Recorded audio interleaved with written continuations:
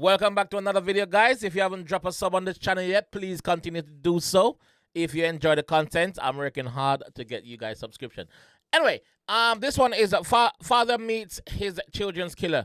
Extraordinary moments inside maximum security prison. Okay, all right. Father meets his children's killer. I don't know if I could, to be honest. But let's go.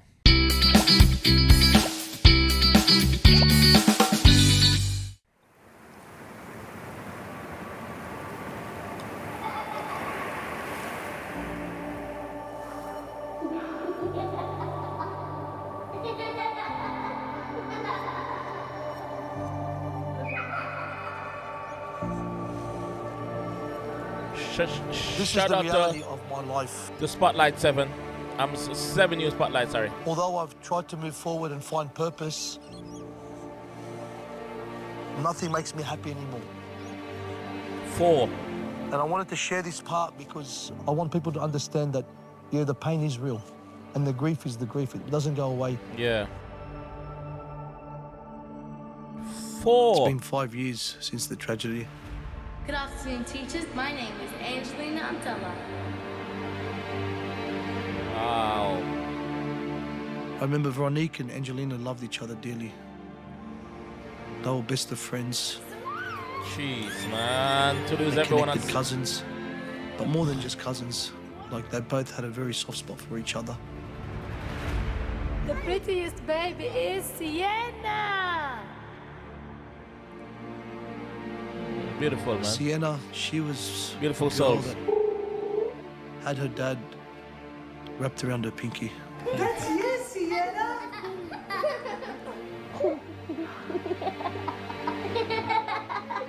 Aww. Anthony, my boy, he was my best friend. That kid was my shadow. Everywhere I went, he would follow. We'd always be together.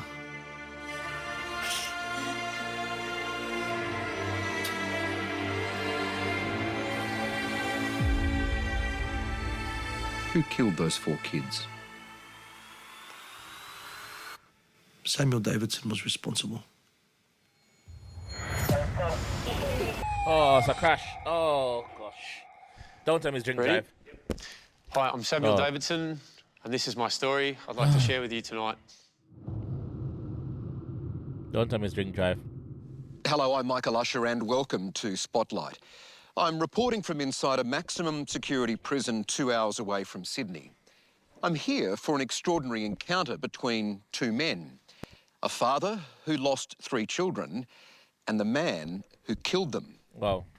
You've never seen anything like this.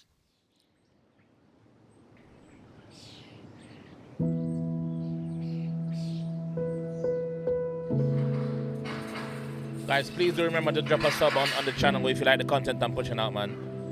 It motivates me, you know? Samuel Davidson knows every inch of this exercise yard. Though it's outdoors, razor wire and watchtowers turn the open air into a cage.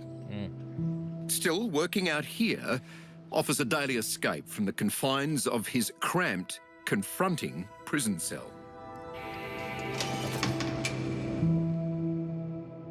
All right, this is your block. So this is B1. This is where I'm housed at the moment. This is home. This is home. What's it like in here? Look, it's... You adapt. You adapt. I mean, I've had a fair bit of time to adapt, so... look, it's not... It could be worse, I guess. I don't know. What's your cell number?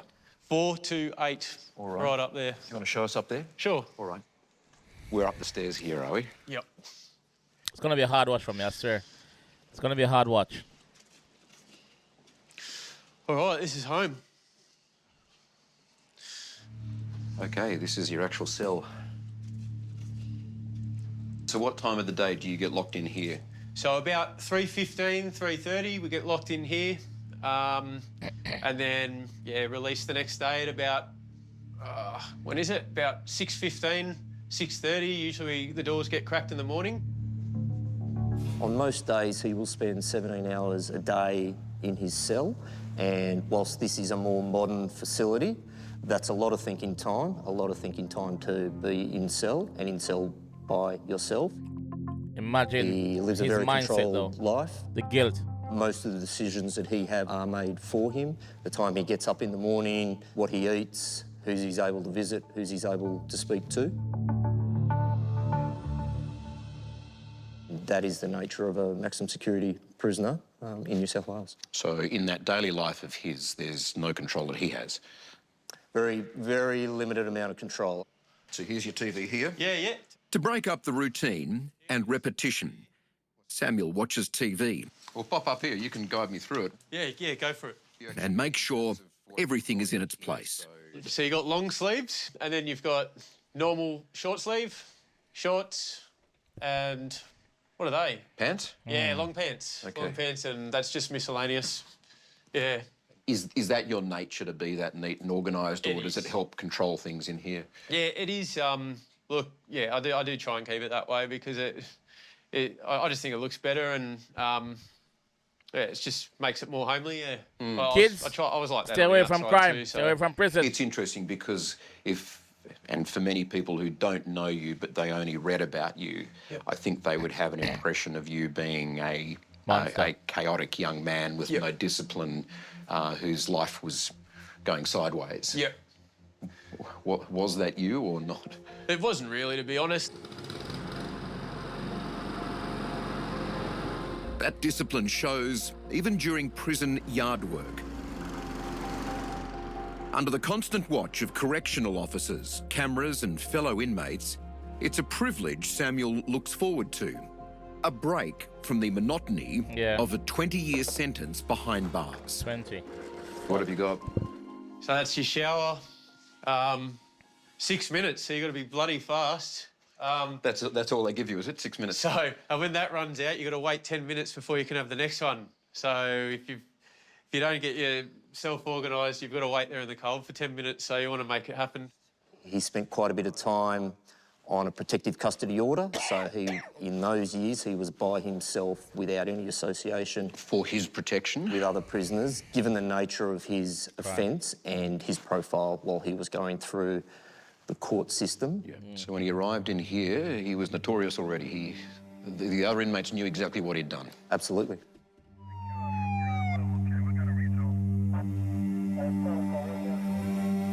Wow. Wow. The driver is a 29-year-old male who's local to the Oatlands area, and in his car he had a 24-year-old male passenger, and he was driving a dual cab four-wheel drive Mitsubishi Ute. There were 7 children involved. 4 children have been confirmed deceased. Fuck. This is a hard watch, man. At the time, this was the public image of Samuel Davidson. Mowed down by a drunk and drug-affected driver. Drunk and high driver who killed 4 children. The shirtless, dishevelled mess. A no-hoper who lived for partying. But he had no criminal history. At school and at work as a truck driver, he was seen as someone with real potential. This is in 2006. Samuel has a quiet, unassuming personality and is well-liked by his peers. He also appears to be an honest and reliable person. This is from an old English teacher at Terrigal High. Okay. I found Sam to be a very personable young man, a good listener, honest and a loyal friend. Wow. He also said you're well-liked by your peers and respectful and cooperative with those in authority. Yep. What was high school life like? Well, it was very up and down, eh? Hyperactive ADHD child. Look, at the start of it wasn't so good. Eventually I pulled my socks up, but it was a bit later in the years. More closer to year 9 and 10, started behaving a bit more. Been a lot better, but... What were your hopes and dreams? I wanted to join the army, funny enough. The parents and the Samuel's family of those childhood kids was simple and beautifully ordinary. have to live with this. A young man who loved football and cherished his family. But that sense of normalcy was shattered when his older sister passed away unexpectedly. I was 19 when I got that phone call. She was 30, and she passed away, cystic fibrosis. She had a lung transplant, and basically she got an infection.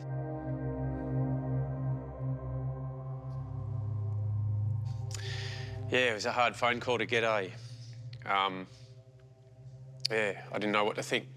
I thought, oh yeah, this didn't even feel real for a few days, to be honest. It was a hard one.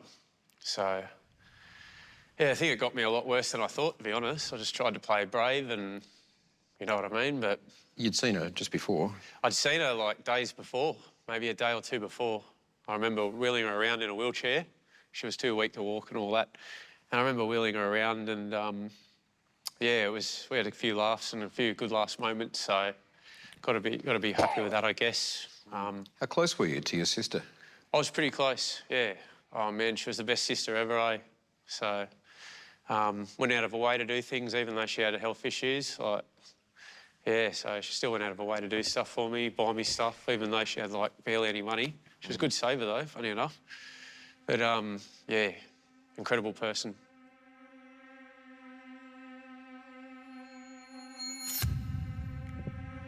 Sam says the regular drinking started after the death of his sister. But he says that's not an excuse for what happened that day. I know you didn't rely on this in any of the court process, the legal process, but your depression has clearly been a factor in your life, especially drinking and taking drugs. Yep.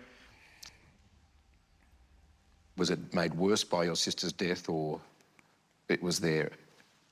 I think I've always sort of had it, but I think the sister's death just topped it, and yeah, it got me pretty good. Grief it's heavy. It's very heavy, especially losing a sibling. I can see it in my kids. Yeah. Especially losing a sibling. Yeah, it's clearly had an impact on his life. Absolutely, yeah. I just hid behind the bottle, the drugs. They weren't a massive thing. I didn't do them very often. Maybe 15, 20 times in my life I've done drugs. Been to maybe 6 raves. That sort of came a bit later. But the drink, that was my biggest problem. Binge drinking on the weekend. Yeah, that was... Write yourself off? Yeah, pretty much. Carton of beer, sometimes a carton of beer on a bottle. It was, yeah, quite a lot.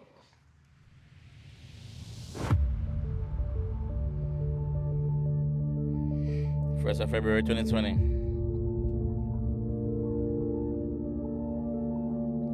I remember I got up early. I'd had a big night. I got up early, started drinking, and I can't remember much. The boys I was living with, they got home. We all got into it. And yeah, pretty blurry from there.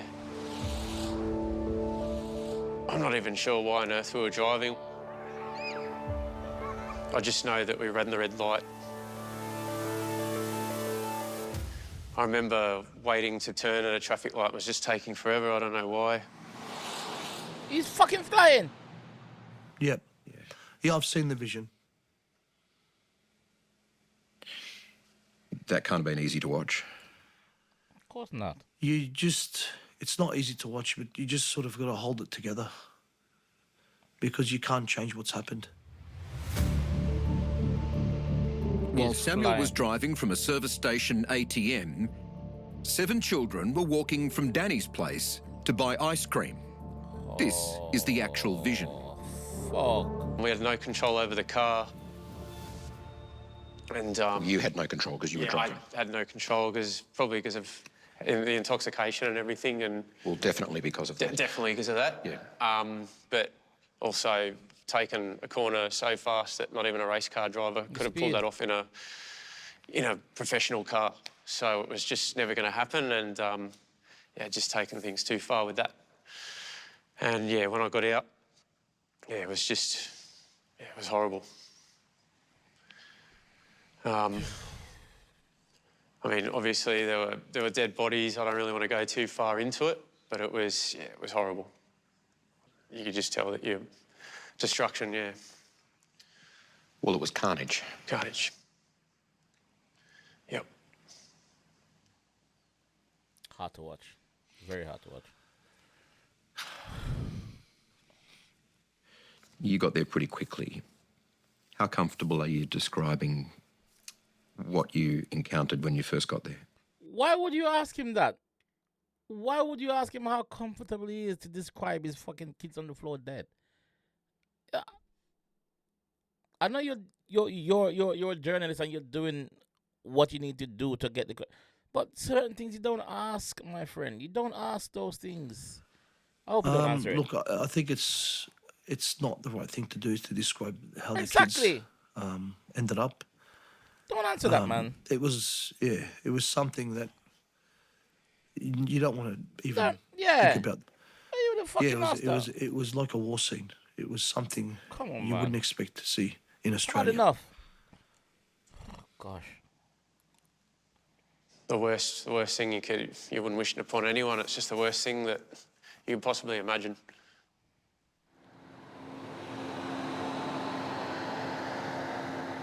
Did you see him at the scene that day? Yes, I did actually, and I had a friend say that's him. That's the Basically, driver. that's the guy. Let's get him.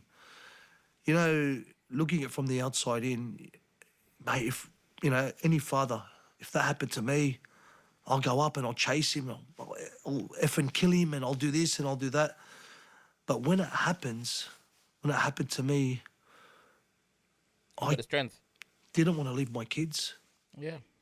Thinking, how am I going to leave my kids and chase this guy? My kids are in front of me, dead or alive, I don't know. And they kept me with them. I didn't think about how I'm going to kill this guy. I'm thinking, how am I going to save my family?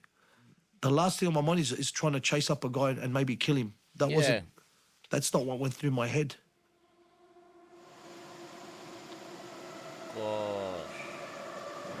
He was brought back to Castle Police Station where he was subjected to a breath analysis, which gave a reading of 0.150. Way over the limit.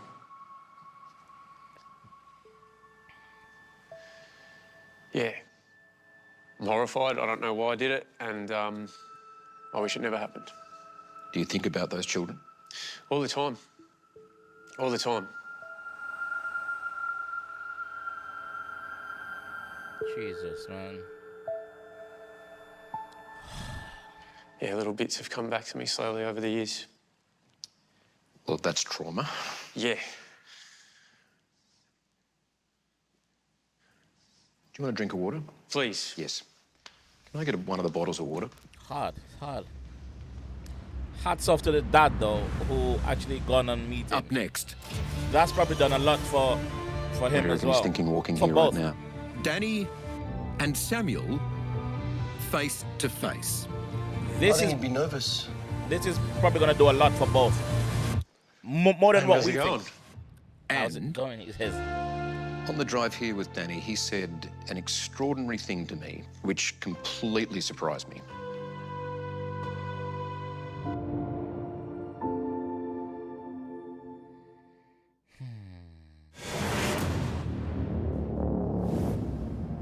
Okay, so that's getting put tomorrow, yeah.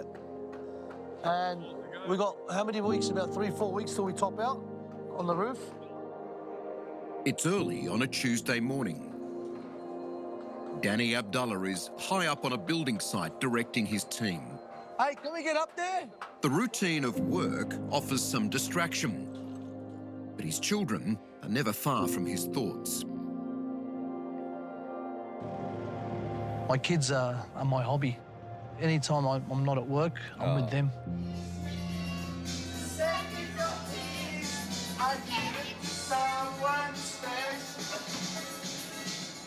Losing a child, you know, it's the anticipation of one birthday every year. I've got the anticipation of 3 birthdays. So I know when it comes how I'm going to feel and what I've got to do. And again, it's in your heart. What would have, what could have, what should have. You could get probably obsessed with trying to understand what went on that day. Some parents might. Yeah, the temptation's there, but I don't want that to be me, my identity, where I live just in that place and think about it and rewrite the story in my head and try and work out what I can do. It'll just eat me alive, Michael.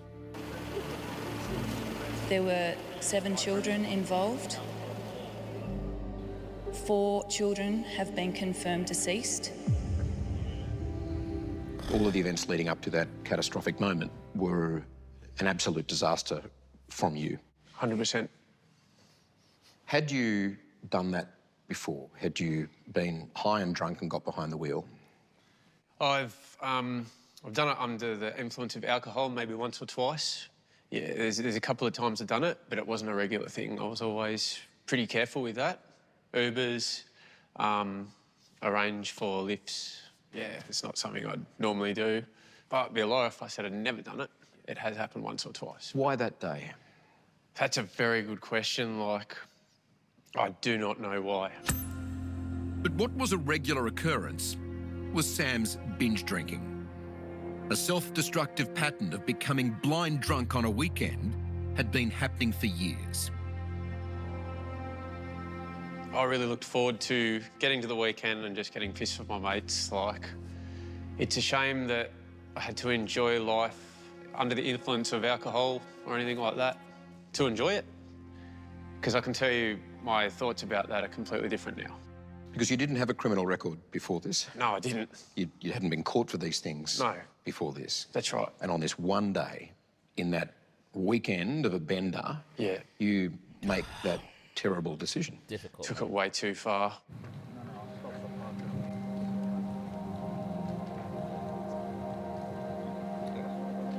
Right now, I can't hate him. And I don't want to see him. I don't hate him. I think in my heart I forgive him. It was a moment that took most of us by surprise. Just days after her 3 children and Veronique had been killed by Samuel Davidson, Layla Abdullah, Danny's wife, forgave him. If Jesus can forgive, we have to forgive. When I was locked up, Strong. an officer come and let me know. He said, "Did you know that the mother has said on national TV, she forgives you?" And I said, "What? Say that again?" That must have floored you when you learned that Oh. the family had forgiven you on national TV. Yeah, it touched me quite. I cried. It got me. Yeah, I cried, and that touched me a great deal. That she would even think about saying that, let alone it happening. When Layla made that public statement of forgiveness, did you consider that Samuel might be watching it, that he would hear that message of forgiveness? No, not one bit. I didn't think of Samuel. I didn't even think about the impact it would have had at the time. I just was so laser focused on my wife and my kids. Yeah. And that's all I worried about. Strong man. Have you You're a strong man, 100% forgiven Samuel for killing the children? 100% I have. Completely? Completely. There's not 1% of anger? There's probably disappointment, but I can't sit in that past place and dwell. I've accepted what's happened. Were you angry? Of course I was angry. Yeah. Vengeful? I was initially, but when I saw my other kids, how broken they were, when I saw my wife being broken as well, that for me sort of fizzled away. I don't want to make it go from bad to worse. It's like I've dug myself, I'm in a hole, and I don't want to go deeper. I'm just going to stop right there. Yeah. Strong man, When very something strong. Like Very what has strong. happened to me has happened. Usually people are out for revenge for that, which you can understand and you can appreciate that because it's such a horrible, tragic event. But regardless, someone's responsible and that person's me. You'd think that you're getting out, you're gone. That's it. That's not the case for me. He's given me forgiveness. He's welcomed me into his family. He's gone beyond. Where would you be without Danny's forgiveness, do you think? It'd be a dark place. It'd be a very dark place, like. Even though he's forgiven, the guilt that he has to carry, the guilt that he has to live with for the rest of his life, is worse than his 20-year sentence. That's worse than his 20-year sentence, I'm telling you. But it's a bit easier because the family has forgiven him. Bro, this is crazy on all parts. Because he has man. forgiven me, it's like... I've got hope, yeah. So I'd have no hope if I didn't have that. I've often wondered, Danny, whether was it easier to forgive Samuel because of the nature of the accident? Had someone broken into your house and deliberately killed your children, would you forgive someone in that circumstance? And it's an awful hypothetical. Yeah, no, I understand. I've thought of that.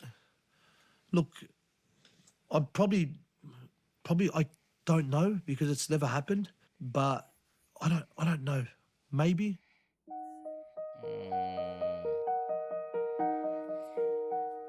Forgiveness is rarely simple.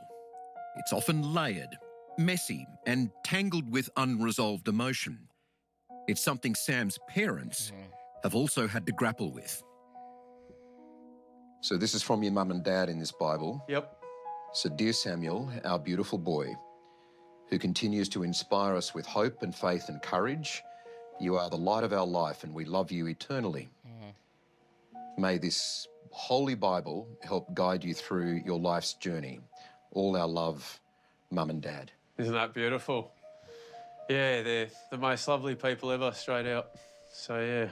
That's incredibly special. Oh, very special. Yeah, inflicted a lot of pain on them, and for that I'm sorry. And yeah, wow. So I've put them through a very hard test. They are victims. 100%. As well. Yeah. Unfortunately, well it took all that for him to be this truly person who he is now. So he's a much better person than what he was. I don't even know how they cope. They're amazing people.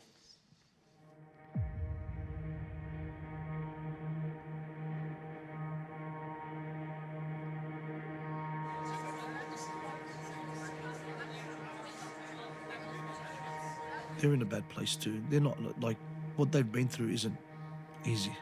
They're grieving as well. Samuel's parents declined to be part of this documentary, but are supportive of it. They visit him most weekends. Yeah, I love every second I get with them, eh? It's not going to be around forever, unfortunately, so... That must worry you a bit. You're in here for a long time. It hurts. It really does. Today, though, Samuel is preparing for another visitor. Danny Abdullah, the father of the 3 children he killed, is on his way to the prison. What does this mean for you today? I think it's part of the journey and sort of just for me, what happened to our story, just to share to the world. After the funeral of my kids, I wanted to meet him. I wanted to tell him about my kids, who they are, who they have been, and who they were to me. Yeah. Why was that important for you? Because you could have been forgiven for hating him and not wanting to have any connection with him at all. Yeah. I understand. I've always been that person. Whenever there's a problem, I always face it head on.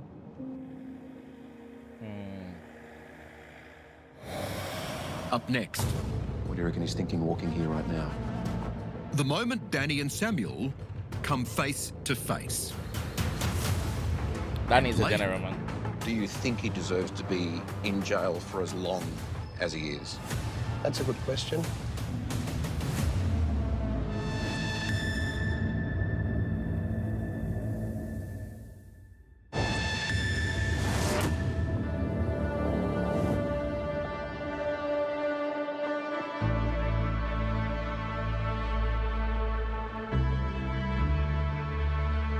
This is an incredibly rare opportunity today. Incredible. It is very special. I don't know if it's ever been done before. A cold July morning settles over the New South Wales Hunter Valley. And in just moments, an extraordinary meeting will take place. Here we go, Danny. Cessnock Correctional Complex, the jail.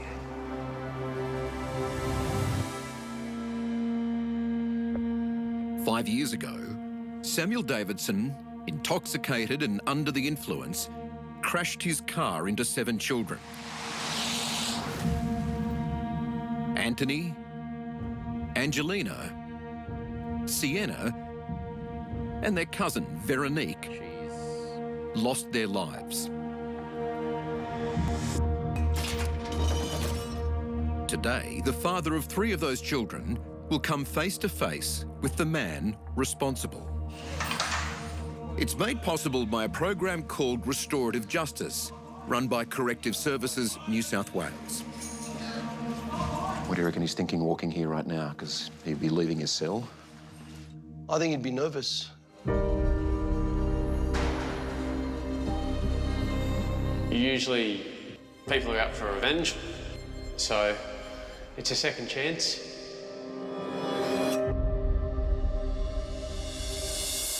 They've met before, so Danny and Samuel aren't new to each other. They've met before? But this moment is.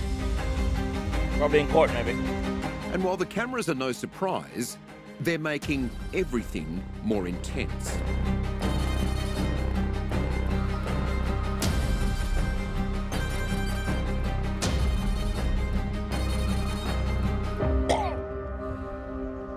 Here we go. Hey, How's it going? Good, how are you? Good, brother. What's happening? Oh, Good to see you. You well? Yeah, I'm well. Yeah, no, you're looking good. Thank you, so are you. Yeah. Oh, man. Thank you for agreeing to this, because I know it's not easy and it's Yeah. a pretty big deal to do. Takes a bit of courage. Wow. Yep. Danny is... He's impacted He's my a trooper. life just as much as my parents have, just as much as my siblings, You're a trooper, and sir. just as much as my children Mr. and my Abdullah, wife. you're a trooper. He's in that same circle. And Wow. what do I do with that? I'll grab some chairs and why don't we head Wow. out there? Yeah, no worries. Shout out to the I prison didn't to actually want make turn the it camera into comes in as bitterness well. and anger and pride, but I actually wanted to do the opposite. So if you pushed him out of that circle, He's in that circle. I can't push him out. Yeah, he's going to be in there. when Rest of you his first heard that Danny might wanted to have met you or caught up in here, Yep. what was your reaction? I was blown away. I was very, very thankful for him to want to meet me.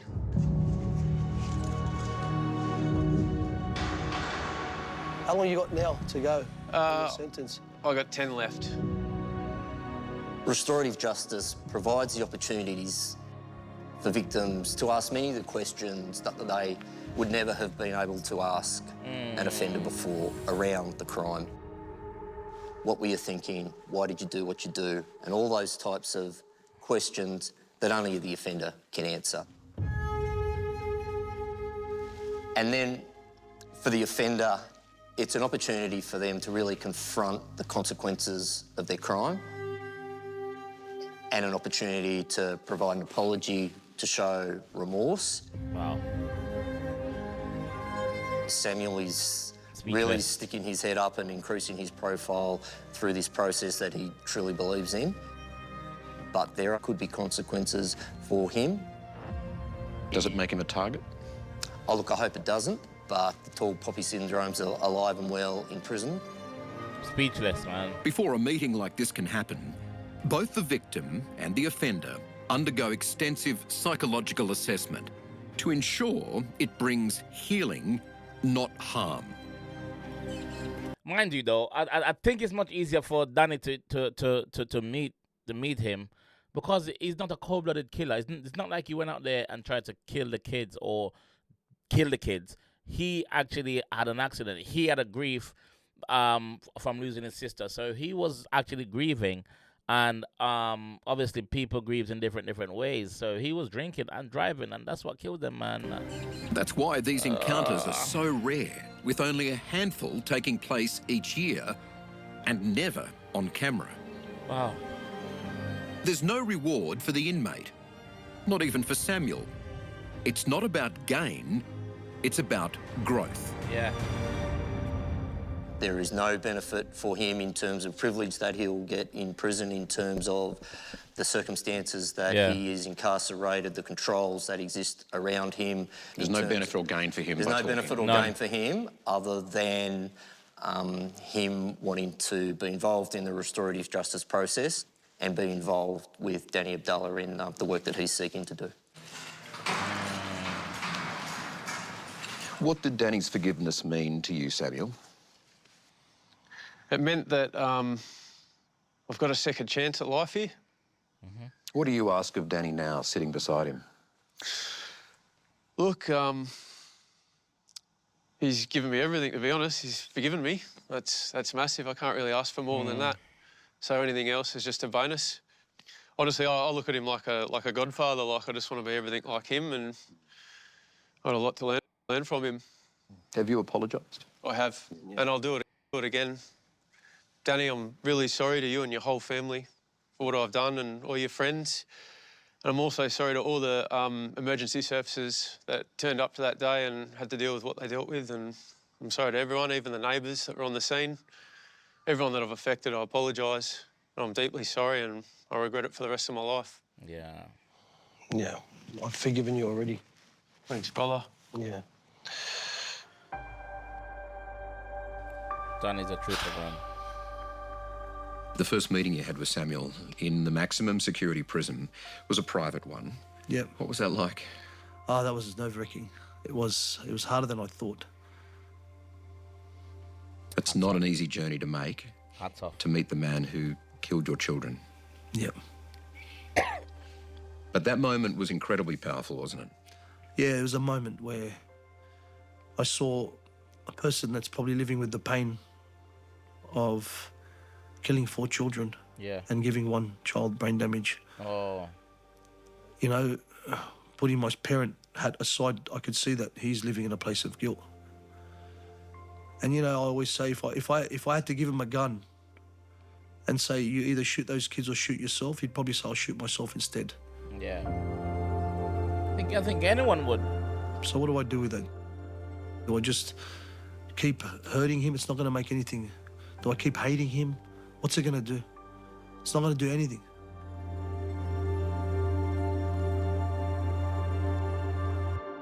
And Samuel, as you're listening to this, I can watch you staring down at the ground there. What are you thinking? Look, I'm lost for words, to be honest. It's just... I hate that it happened, and I hate that I'm responsible for it. And, yeah, look... Words can't describe how sorry I am for that day, and yeah, I just want to do everything right. You know, when he gets out, You're right alongside. He's not going to put the foot wrong. The person who took your children. Is that easy or not? It's not easy, no. It can be difficult. But I think it's been 5 years, 6 years. Like I said, I've become more accepting of who I am now. And I don't think about who I was. I miss my kids.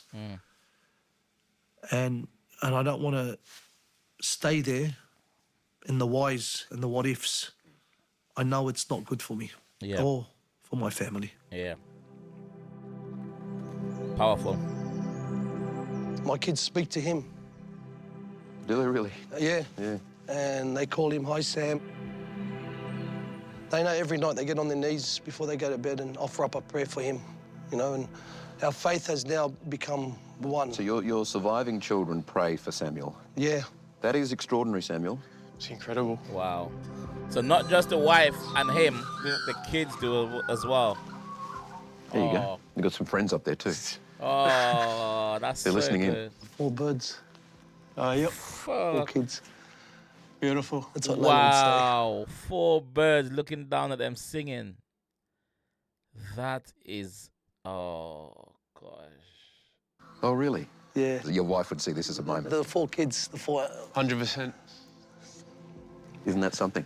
Yeah, she always notices things, I thought. 4 birds in song right now, and we're talking about 4 kids who were lost. Magical. Yeah. It's beautiful. That is magical. That is absolute. What are the chances in that, though? Next, a turning point few have seen before. I believe in miracles, they still happen. Have you seen it happen like this before? No. It's very real. Nothing short of a miracle.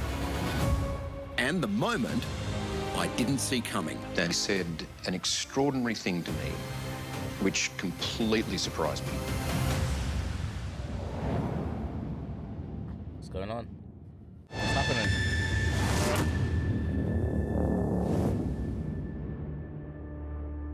Our Father, who art in heaven, hallowed be thy name. Thy Thy kingdom come, Thy will be done on earth as it is in heaven. Religion has become a cornerstone of Samuel's life. Trespasses, as we forgive those who trespass against us. He says it's guided him through the trauma and unanswered questions of that day. I think the thing that really touched me was when I first met Sam. Sam was he was broken. He was reserved. He'd come to chapel and I'd slowly see him get fed. But there was a lot going on and he was working through a lot. There could be some haters who might cynically say you've embraced God for your own salvation, that you've got no option. Yep. You're in here. No choices. Why not? Yep. Makes you look good. Tries to make up for the terrible thing that you did. What would you say to those people? Well, nothing will ever make up for it, so there's nothing I can do to make up for it. It's very real.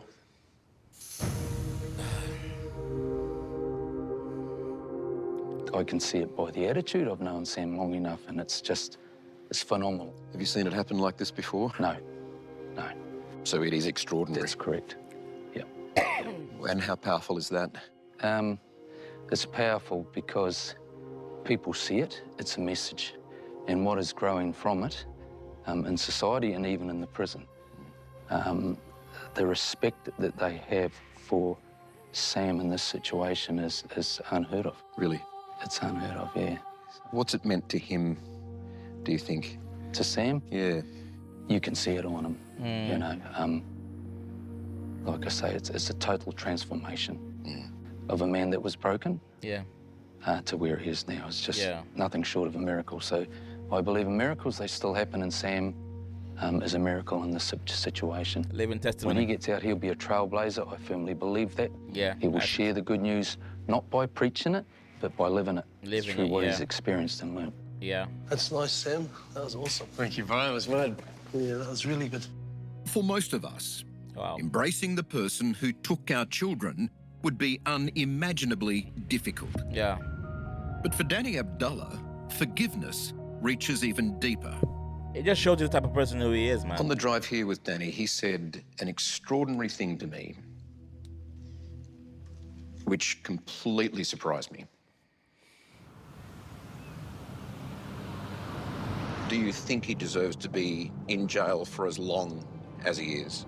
That's a good question. Look, if it was up to me, I'd bring him out tomorrow. I know the guy... Really? Justice is to have my kids back. Yeah. That's all. If you got 1 day or you got 100 years, it's not gonna change how I feel. Yeah. Powerful. Powerful, bro. He said that if he had his way, he'd have you out of here in a flash. Yeah, that's really going the extra mile. Hey, he's 1 in a million. Just an absolutely amazing man. And hard question, but do you think you deserve that? I don't. I don't think I deserve that. Yeah, it was an accident and I didn't mean it, but I'm at fault and I've done that. So I don't believe I deserve any... him even talking to me was a blessing. I respect that. I was just happy with that. So, yeah, he keeps amazing me, eh? He's just an incredible person and I just want to be everything like him.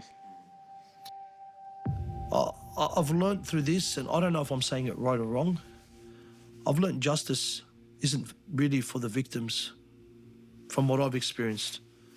I think justice is served for the community. And I've shared that where justice, all right, he's in jail for me, yep, that's good. You know, if he's hurt my family and he deserves it. But that's no punishment for you. It's not gonna, I'm not gonna feel any better or worse. It doesn't change. Doesn't change how I feel. I'm still grieving. But for the community, yes, people see he got a harsh sentence for what he did. I got to think twice about what I'm doing in future. Is there a point in keeping him for another 10 years? Look, he committed a terrible crime. You know, there are 4 lives that were taken by his actions, so the court's punished him. He deserves to serve his sentence and serve his punishment, and he will have a life beyond corrections. He still has a long time to go, so he's not there yet. He's got another 10 years to continue to follow the path that he's on and continue to behave well in custody and ultimately continue into the community and become a better member of society. Law in society says that you must be punished. Yeah. For killing those 4 children. Yep. And that you have to be in here for a certain time. Yeah. A long time. Yep. Do you accept that? I do accept that, because that's the card that's been dealt with me. So I'm liable, I'm at fault, and yeah, I've got to own the punishment. Did you accept that from the beginning? No. I knew I was going to be doing it a while. I didn't know how long, but the number kept changing, and I didn't know how long I was going to do for this. I just knew it was going to be a while. So yeah, I suppose it did take a long time to accept. Yeah, of course. But being at fault, I did accept straight away. Definitely. Up next, what relationship are you going to have with Samuel now? Samuel's message to Australia. All right, so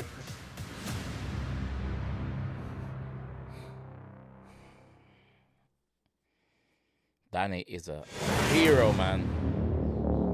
I wish more souls was like his and his family. Spending just a few days in a maximum security jail definitely makes you appreciate life beyond the wire. Yeah. The air feels heavy. The cells are cramped and impersonal. Yeah. It is a world within a world.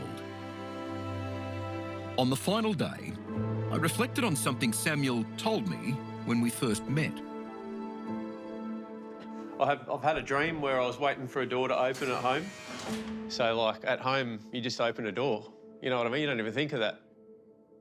So, yeah, in here, you've got to wait for a door. So that's the dream you have, just freely opening Freely a door. opening it. Can't wait, yeah. Yeah. Simple. But that dream is at least... Simple thing that we take for granted every day.